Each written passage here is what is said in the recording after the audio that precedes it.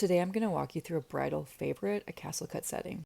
The style gets its name from the U-shaped cuts and prongs which resemble the tops of old castles. It's a really popular setting style in bridal, and this is how you do it. First, I clean all the hard-to-reach intersections using a carbide onglet graver to remove any remaining casting skin. I then start drilling each opening where the diamonds will be with a small ball burr and gradually increase in size until I'm about 2/10 of a millimeter under the actual stone diameter.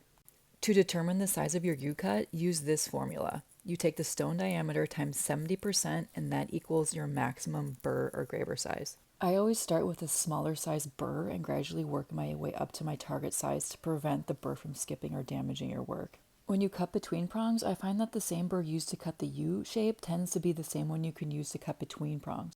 Once everything is cut and polished, I set the diamonds by cutting the seats with a harp burr. I use an old beading tool to level each diamond and then split the prongs with a carbide splitter to securely hold the stone in place. I then use a beading tool to round and tighten the prongs, and I work across opposite corners to keep each stone level and securely set. Next, I'll bright cut the side face to define the prongs, and this step is crucial to getting a high level product. I use a 70-degree carbide graver to cut between the prongs to create a tapered bright cut that starts narrow and flares slightly towards the prongs. This cut defines the shape of each prong and frames each diamond and creates a nice flash of light when the bright cut catches the light. Lastly, we'll set the center stone, and the goal is to bring the prongs to a pre-polished finish before cutting the seat for the center stone. I remove the remaining casting skin and soften the bright cuts using 1200 fine sandpaper wrapped around spring steel or cut into strips to match the shape I need.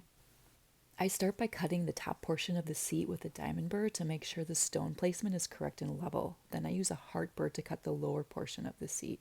Once the seat is level, I taper the prongs with the diamond wheel and set the stone using a small channel lock.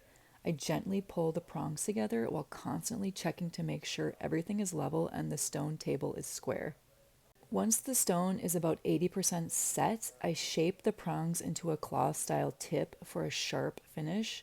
Then I hammer down the final 20%, which helps eliminate flashing over the top of the stone.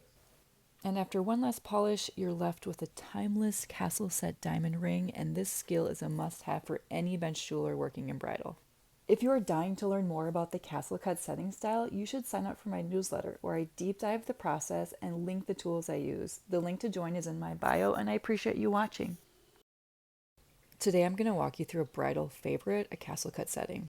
The style gets its name from the U-shaped cuts and prongs which resemble the tops of old castles. It's a really popular setting style in bridal, and this is how you do it.